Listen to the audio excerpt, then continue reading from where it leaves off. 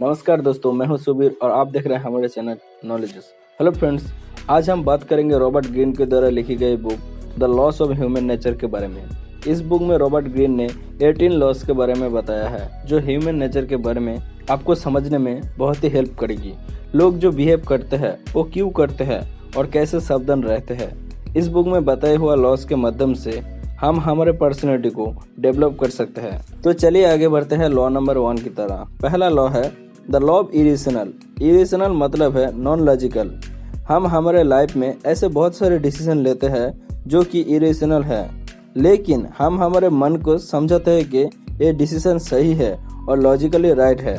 Example, current and present market में mobile phone एक बहुत ही एसेंशियली गैजेट है और हम सभी चाहते हैं कि हमारे पास एक कॉस्टली जैसे आईफोन रहे, लेकिन इतना कॉस्टली फ़ोन के आप कोई भी ऐसे बहुत बड़ा काम के लिए यूज़ नहीं करेंगे।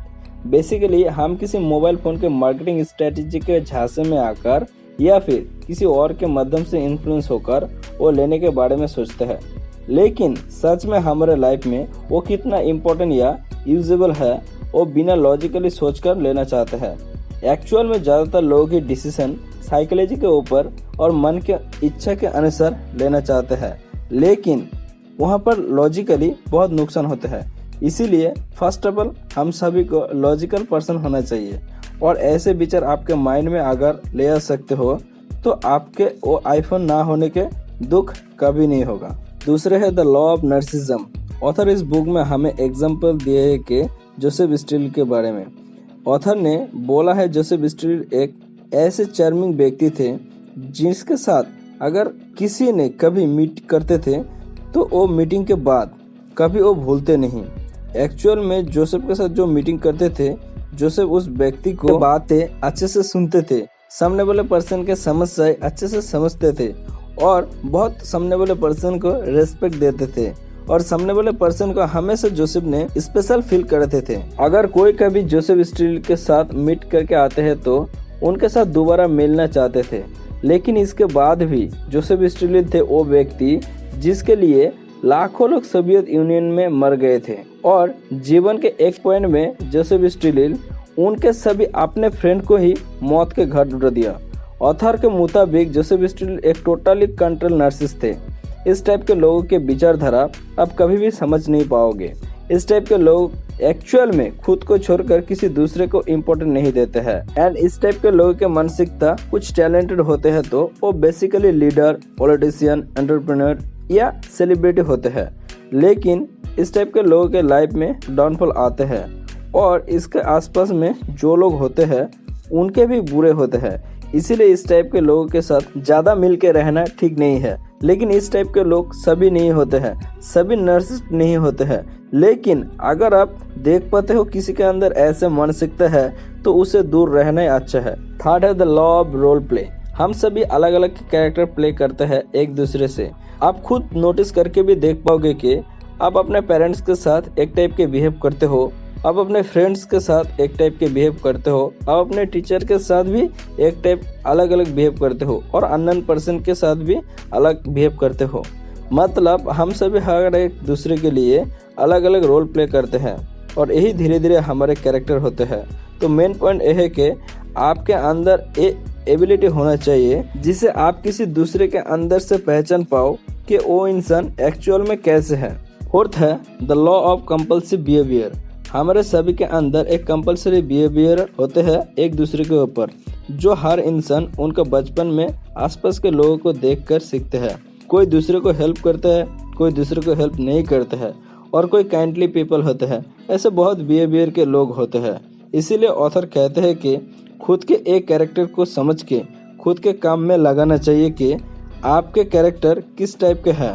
आप आपके कैरेक्टर को आसानी से चेंज नहीं कर सकते हैं, लेकिन उसको कैसे अपने काम में लगा सकते हो और श्योर कर सकते हो। फिफ्थ है the law of gender rigidity.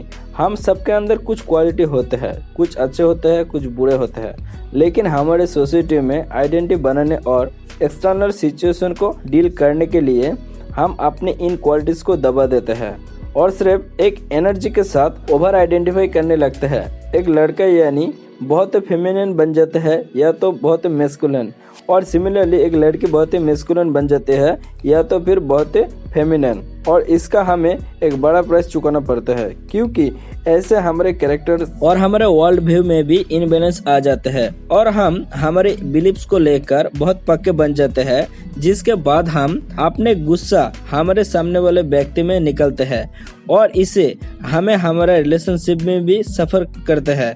इसीलिए हमें अपने लॉस्ट फेमिनिन या मैस्कुलिन पार्ट्स को ढूंढना चाहिए और उससे दोबारा कनेक्ट करना चाहिए, और ये पॉसिबल होता है खुद को एब्जॉर्ब करने और अपने फैंटेसीज को क्वेश्चन करने से। सिक्स्थ है द लॉ ऑफ डिफेंसिवनेस। ये कहने का जरूरत नहीं है कि समय के साथ लोग डिफेंसिव हो गए हैं और जब कोई बदलाव के बात करते हैं तो वो भड़क जाते हैं। अगर आप उनका रुकावट को कम करना चाहते हो तो आपको उन्हें उनके नजरिए को बदलने के लिए उकसाना होगा, बिना उनको नाराज किए। अगर आपको तेजी से अपने गोल को पहुंचना है तो आपको क्रिएटिव बनना है। अपने अच्छे यादों को समझाए और उन्हें महसूस कराए कि वो अपने ओपिनियन और पैटर्न्स के काबू में है। जीवन मुश्किल और लो कॉम्पिटिटिव है, हमें अपने रुचियों का ध्यान रखना चाहिए। हम ये भी महसूस करना चाहते हैं कि हम आज़ाद हैं और अपना काम खुद करते हैं। इसीलिए जब लोग हमें बदलाना चाहते हैं तो हम डिफेंसिव हो जाते हैं। इसीलिए लोगों को उनके डिफेंसिव को दूर करने के लिए आपको ये दिखाना होगा कि वो जो कर रहे हैं अपने मर्जी से कर रही है। लोगों के उनके मतलब के लिए कभी हमला न बोले और उनके समझदारी और अच्छाई के लिए उन्हें इनसिक्योर कभी महसूस न कराए। अपने जिद्दी नेचर के लिए काबू करना सीखिए और अपना दिमाग को डिफेंसिव और क्लोज पोजीशन से फ्री करना होगा ताकि आपका क्रिएटिव पावर जागृत हो सके। सेवेंथ है द लॉ ऑफ एनवी। इस कंपटीशन भरे वर्ल्ड में हम सब में अपने आसपास के लोगों से हम हमेशा कंपेयर करते रहते हैं। हमेशा ये सोचते रहते हैं कि वो कौन सी चीजें हैं जो उसके पास है और मेरे पास नहीं है। अगर आप एक अच्छे माइंडसेट के साथ खुद को दूसरे से कंपेयर करते हो तो आप अपने काम और अपने गोल में बहुत अच्छे से फोकस कर पाओगे और हमेशा हर एरिया में सक्सेस अचीव कर पाओगे। लेकिन वही दूसरी तरफ जो लोग नेगेटिव माइंडसेट के साथ कंपेयर करते हैं तो वो हमेशा दूसरे के सक्सेस में जेलस फील करते हैं और उनके अपने फ्रस्ट्रेशन और फेयर के वजह से उन्हें हमेशा फेलियर का सामना करना पड़ता है। अगर आप ये जेलसीज को खुद से दूर करना चाहते हो तो अपना कंपटीशन खुद से करो, ना कि दुनिया से, क्योंकि जब आप अपने खुद से कंपेयर करते हो तो आप खुद के सेल्फ वर्थ बढ़ा पाते हो। 8 नंबर पे है the law of death Daniel.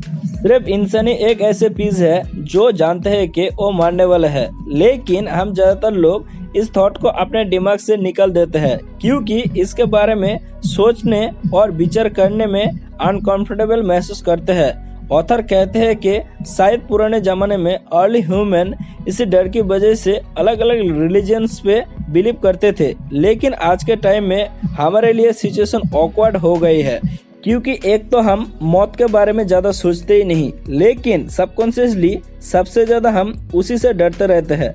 Author के हिसाब से हमें इसे सोच के भागना नहीं चाहिए, बल्कि अगर हम लोग इस बात को और अच्छे से एम्ब्रेस कर ले कि हम सब लोग एक दिन न एक दिन मरने हैं, तो हम लोगों को लाइफ और अच्छे हो सकते हैं और इसमें हमें खुशी मिल सकते हैं। तो दोस्तों ये थे आज के हमारे रॉबर्ट ग्रीन के द्वारा लिखी गई book the loss of human nature.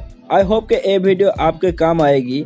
I hope के इस सभी लॉस को अपने लाइफ में अच्छे से इम्प्लीमेंट करके अपने लाइफ में और भी ज्यादा से ज्यादा सक्सेसफुल हो पाओगे। अगर ये वीडियो आपके लिए थोड़ा भी हेल्पफुल हुए तो वीडियो को लाइक करें और कमेंट करके हमें बताएं आगे किस टॉपिक या किस बुक के बारे में आप जानना चाहते हैं। हम जल्द से जल्द वो वीडियो आपके लिए लेके आएंगे। दोस्तों वीडियो को एंड तक देखने के लिए और लाइक करके हमारे उत्साह बढ़ाने के लिए और हमारे चैनल को सब्सक्राइब करने के लिए आप सभी को दिल से धन्यवाद।